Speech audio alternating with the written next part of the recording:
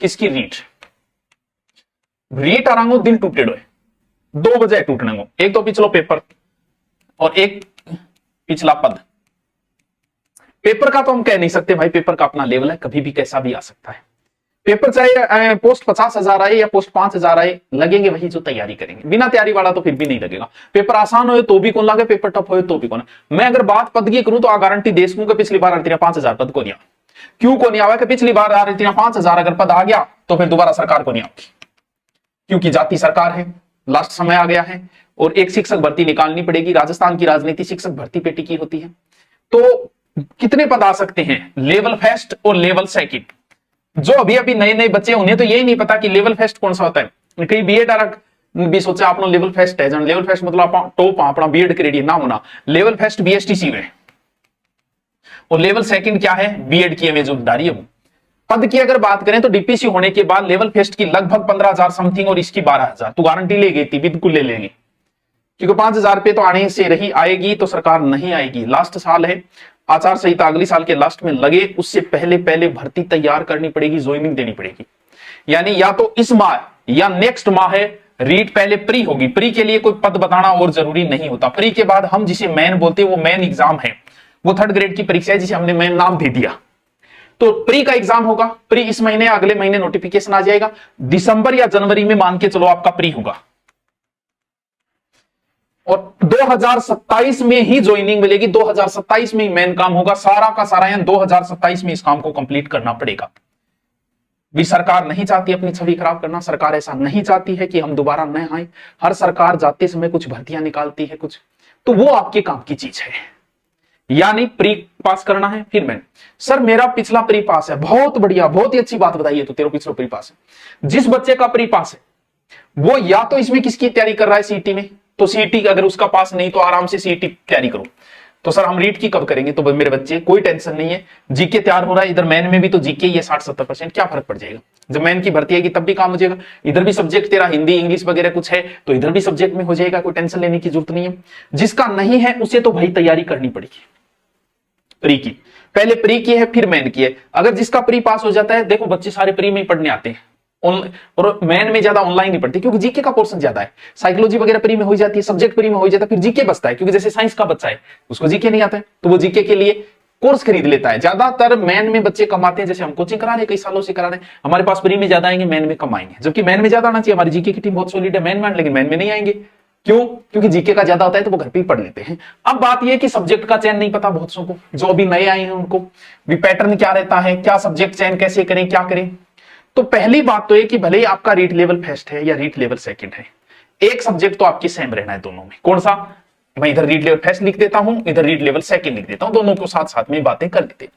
पहला 30 नंबर का होता है साइकोलॉजी, बाल मनोविज्ञान, इधर भी होगी साइको, और ये मैन में भी आपके काम आनी है, प्री में दोनों में ही काम आनी। फिर आपको 2 भाषाओं का चयन करना पड़ता है, ठीक है, 2 लैंग्वेज का, इधर भी करना है और इधर भी। अब यहां एक बात को समझो आप, जो दूसरी लैंग्वेज है उसके बारे में। पहली लैंग्वेज आपको हिंदी ही लेनी है। क्योंकि लेनी है, हिंदी होगी, मुझे पता है। पहली लैंग्वेज आपकी हिंदी है। अब दूसरी लैंग्वेज, जैसे किसी को उर्दू अच्छी आ रही है, उसे कुछ नहीं सोचना, उर्दू लो। जिसको पंजाबी अच्छी आ रही है, कोई टेंशन नहीं, पहली या दूसरी जो भी उसको लेनी है पंजाबी लो।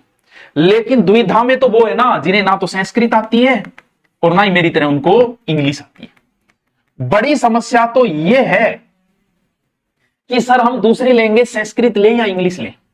तो अगर भाइयों और बहनों राजस्थान अंग्रेजी में कमजोर है, English is not come to Rajasthani, राजस्थानियों को इंग्लिश तो आती ही नहीं है मेरी तरह, यहां आपको क्या करना है, मेरा अपना व्यू है, आप अपने हिसाब से कर सकते हो, जो मर्जी वो करो।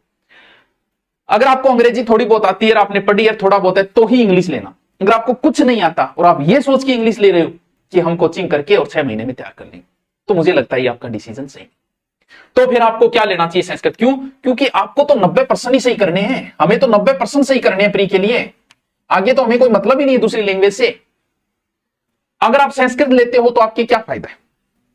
शिक्षण विधि इधर हो जाएगी तैयार, वही शिक्षण विधियां संस्कृत में, और आप अब इंग्लिश में शिक्षण विधि आएगी, आपकी समझ में नहीं आएगी क्या लिखा हुआ है। तो संस्कृत को आप समझ के शिक्षण विधि के उत्तर तक पहुंच जाओगे।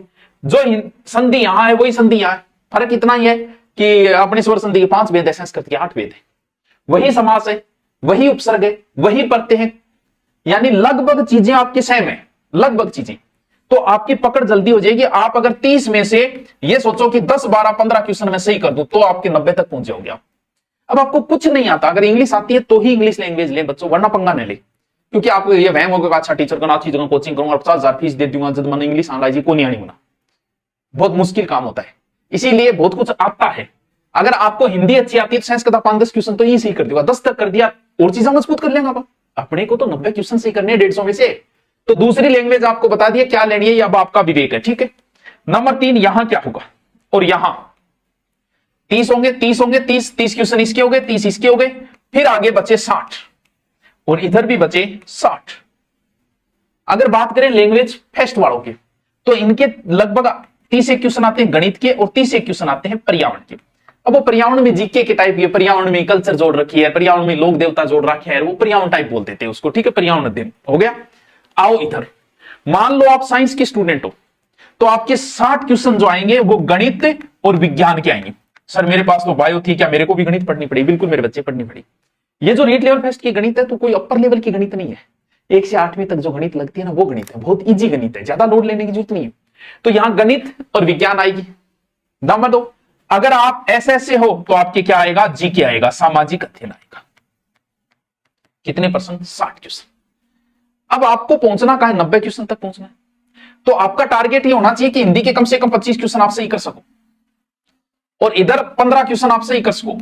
साइकोलॉजी की गारंटी नहीं दी जा सकती, अगर साइकोलॉजी इजी आई तो आप 25% सही कर दोगे, अगर साइकोलॉजी इन्होंने बना दी अपनी औकात के हिसाब से, हाँ मूल किताबें अगर ले ली तो 5 भी नहीं कर पाओगे, लेकिन नेगेटिव मार्किंग नहीं है। आप नाना करते हुए 90 क्वेश्चन तक फिर 60 ये बच गए, इनमें 30 एक कर दोगे, इतने वाले पहुंच जाओगे आप 90 क्वेश्चन तक। तो वैसे प्री लगभग पास हो जाता है, बहुत ही कम रेयर केस है। अब जिन्हें साइकोलॉजी की स्पेलिंग ही नहीं आती भाई उनकी तो कोई गारंटी नहीं दे रही, बाकी आप आराम से पास कर। अब बात है कि कोचिंग की बात है, तो देखो ये भाषाएं हैं, साइकोलॉजी है, गणित है, तो कई बार कोचिंग इन पहली बार अभी बीएड करके आए हो तो कोचिंग की आवश्यकता हो जाती है, और कई दिनों से इंक्वायरियां भी चल रही थी। तो हम रीट का बैच लेने जा रहे हैं, ऑफलाइन भी ले रहे हैं ऑनलाइन, लेकिन ऑफलाइन ज्यादा बच्चे आते हैं इसमें, ऑनलाइन के लिए तो हम जा नहीं सकते। रीट हमारा बढ़िया तरीके से, बढ़िया टीम है, जीके की भी अच्छी टीम है, सारी हमारी अच्छी टीम है। तो ऑनलाइन आपको पीडीएफ मिलती जाएगी, साथ में पढ़ते जाओगे। अगर ऑनलाइन ले रहे हो तो आप धुरीना डाउनलोड करो और वहां से रीट लिखो। आपको अब रीट में आपको देखना है आप किससे हो। आपका रीट लेवल सेकंड है तो क्या सब्जेक्ट है सेकंड में, ठीक है, सामाजिक अध्ययन है या साइंस है। अगर रीट लेवल फर्स्ट है, रीट ये एसएसटी का है, ये रीट साइंस एंड मैथ का है, और रीट लगा अगर लेवल फर्स्ट है तो फिर उसमें कोई सोचने की जरूरत है ही नहीं। तो रीट वाले अब तैयारी की जुट जाए। अगर आपका प्री पास है तो आप मेन की तैयारी करो, मेन में कुछ नहीं है, आप किताबें ले आओ, कोचिंग की जरूरत नहीं, आप बढ़िया तरीके से। हाँ, इस सीईटी पर भी ध्यान देना है, पहले सीईटी का भी देख लो, क्योंकि सीईटी और आपका मेन का लगभग सिलेबस क्या है, जीके पढ़ना है, जीके इधर पढ़ना है, थोड़ा बहुत अंतर है। एग्जाम आएगी तब दोबारा ध्यान दे ले, क्योंकि सीईटी भी पास होना थोड़ा सा जरूरी है आपके लिए। तो रीट का ऑनलाइन अगर आप ले रहे तो दुनिया डाउनलोड करके ऑनलाइन ये बेंच रहेगा, ये चलता रहेगा, एग्जाम तक रहेगा, आराम से पढ़ो, बढ़िया तरीके से पढ़ो। ऑफलाइन की फिर कहना है कि ऑफलाइन जिसको आना है वो रीट का ऑफलाइन बैच भी ज्वाइन करें, ठीक है, ओके। और भी कोई रीट से संबंधित प्रश्न हो तो आप नीचे कमेंट करके बता दें, आपको जवाब दे देंगे।